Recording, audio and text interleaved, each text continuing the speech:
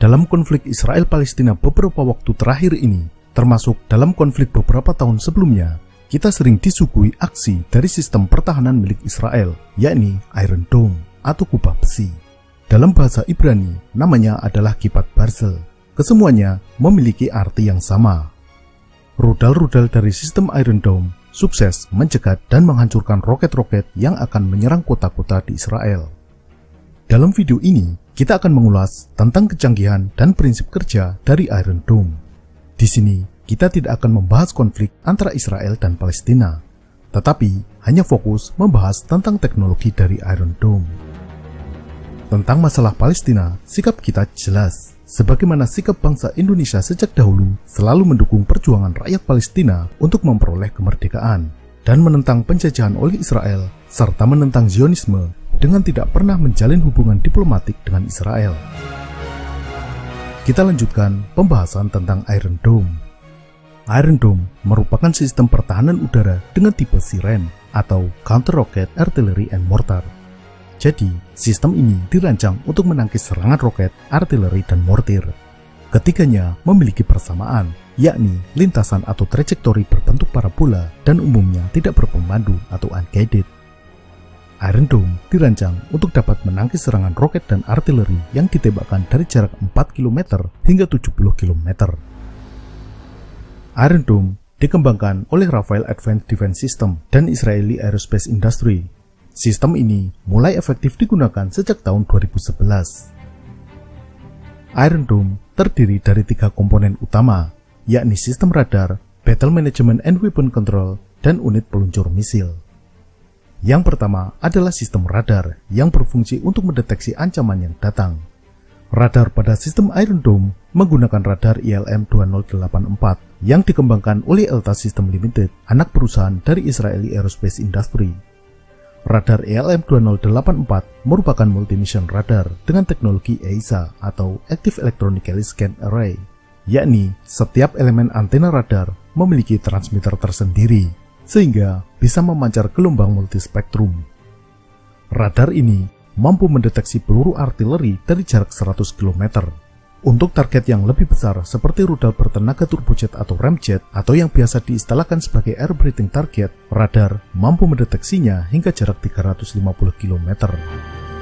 Untuk target berukuran kecil, semisal peluru artileri, radar bisa melacak hingga 200 peluru artileri secara bersamaan.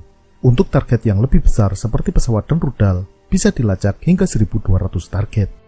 Selain untuk mendeteksi dan melacak target, radar ini juga digunakan sebagai pengendali dari rudal penangkis yang ditembakkan. Radar akan melacak posisi rudal dan mengarahkannya untuk menuju roket atau artileri yang akan dicegat dan dihancurkan. Untuk menghindari salah tembak atau friendly fire, radar ini dilengkapi dengan perangkat IFF untuk membedakan mana objek kawan dan mana objek lawan, atau Identification Friend or Foe. Sebagai perangkat deteksi tambahan, terdapat pula sensor elektro-optikal dengan sensor inframerah. Hasil deteksi dari radar ini dikirimkan ke Battle Management and Weapon Control atau disingkat BMC. Ini adalah otak dari sistem Iron Dome.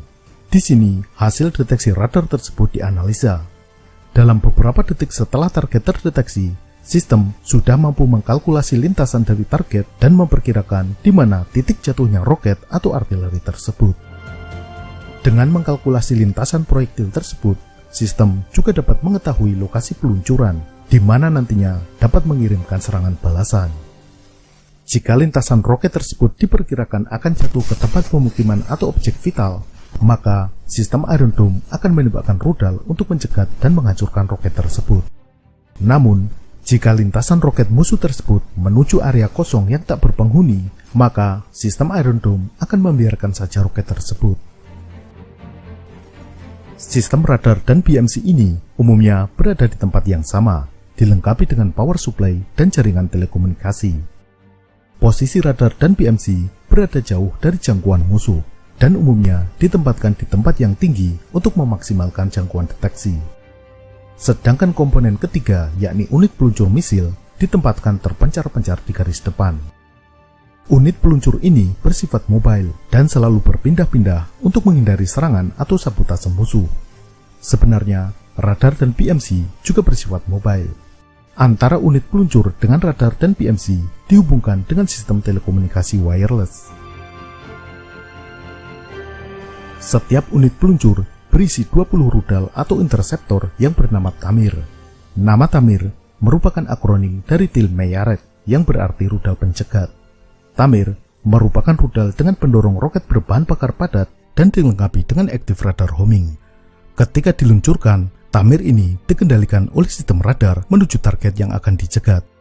Komunikasi antara interseptor Tamir dan radar menggunakan data link 2 arah. Setelah mendekati targetnya, Tamir akan beralih menggunakan radarnya sendiri, mendeteksi secara akurat posisi target.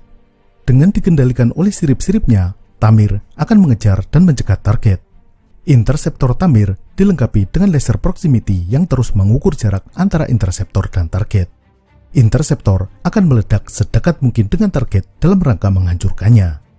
Pada saat meledak, ledakan hulu ledak melontarkan ratusan pecahan logam yang akan menghancurkan target. Tamir dirancang agar efek dari ledakan ini bisa mengenai bagian hulu ledak dari roket musuh.